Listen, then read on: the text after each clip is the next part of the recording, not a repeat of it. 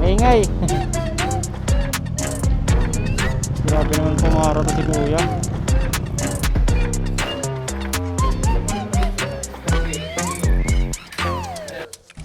Yo guys, welcome to another vlog. So kung makikita nyo sa dash ko ngayon, meron check engine.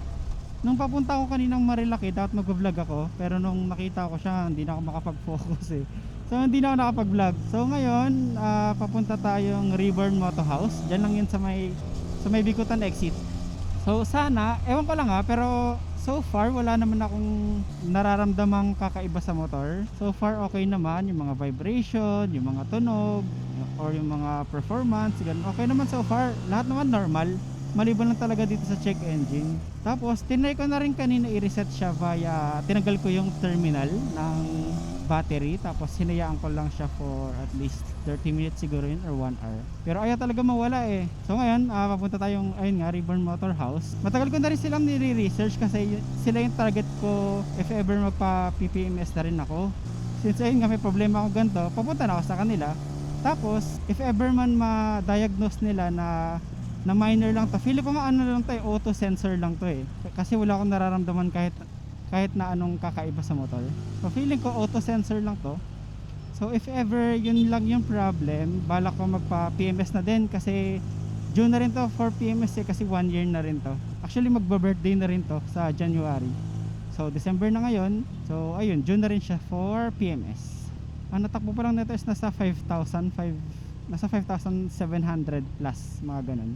So ayun lang, sana talaga auto sensor lang kasi if ever man magastos eh, di ba? Check engine yan eh. And nakikita ko rin talaga sa Facebook group, puro auto sensor talaga yung problem pag nababasa. Pero so far pala hindi naman siya nangyayari sa akin, yung auto sensor na problem kapag nababasa. So first time to na check engine light.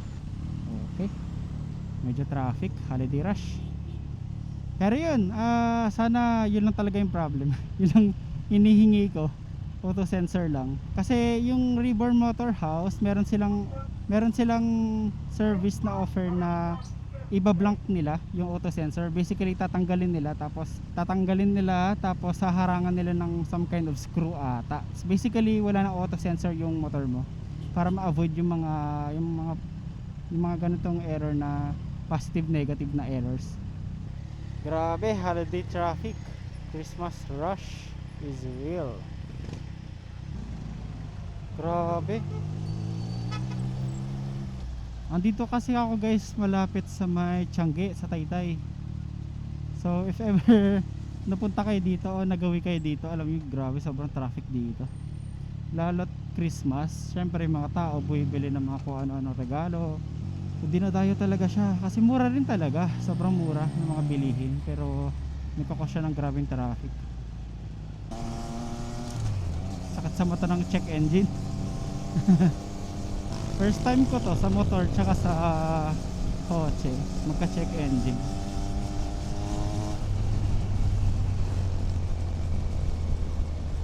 Ano pa naman, itsurang mamahalin.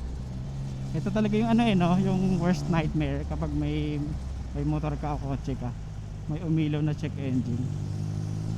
Kasi worst case niyan ako, mahal yan kung hindi lang sensor yung nasira, yung mga sensor yung nasira nako.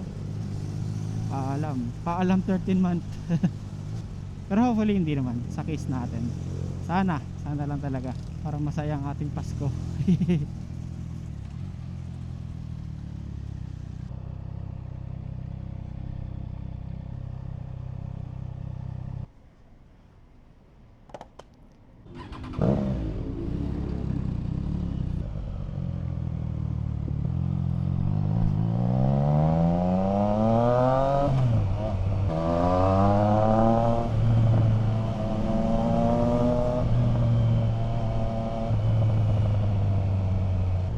Ang sakit pa sa mata, check engine. So yun guys, sana itong Reborn Motor House maayos sila. Pero so far sa mga research ko, okay naman sila. Marami rin silang ginagawang classic eh, mga classic bikes, mga Royal Enfield, yun nga, Triumph, dami na din. So yun pala guys, ang gusto ko din sa Reborn Motor House, though hindi sila official Triumph na nagsa-service, meron silang tool na, kasi yung Trident meron siyang ano eh, yung parang service reminder, tas hindi mo siya kaya i-delete. For example, nagdi-DIY ka ng change oil, yung mga ganun, hindi mo pwede i-clear kumbaga yung warning ng service indicator. So medyo hassle kapag mahilig ka mag-service. Though may way, pwede kang bumili ng OBD, tapos may software ka na i-install sa Android or APK, tapos doon mo i-reset. Pero medyo hassle kasi. So ito si Reborn Motor House, meron silang tool na gano'n na taga-delete nung warning nung service interval. So ayun, yun din yung isang good sa kanila.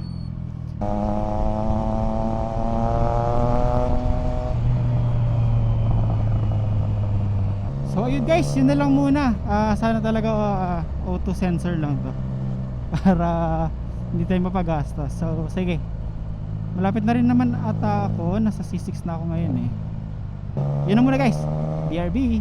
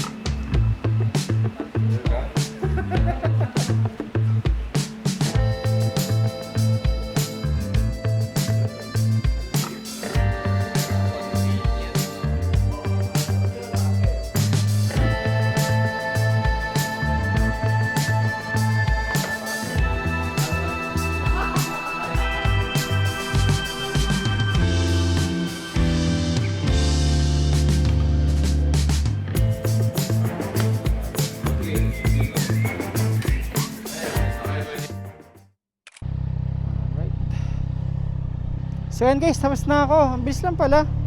So yung ginawa lang, nireset lang yung auto sensor.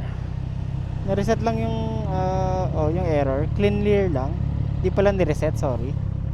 Clean clear lang yung error. So buti na lang, ganun lang no. Ganun lang yung naging problem. Tapos sinabay na rin natin yung PMS. So yun guys, sana nagustuhan nyo yung vlog natin for today. Dapat January pa to eh, pero siningil tayo ng maaga ng Trident. So ayun lang, sa mga Trident owners dyan na subscriber natin, be aware lang na may mga ganitong quirks yung Trident. Super minor lang naman, pero syempre nakakapraning kapag nakakakita ka ng check engine, di ba? Kahit sino naman eh. Buti na lang talaga auto sensor.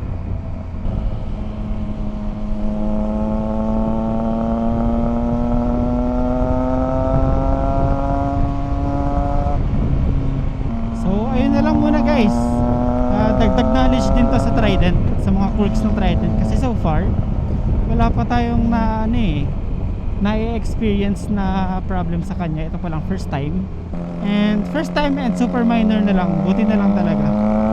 So ayun, thank you guys, yun na lang ulit. Bye bye and ride safe. Let's go, bye bye. Stop recording.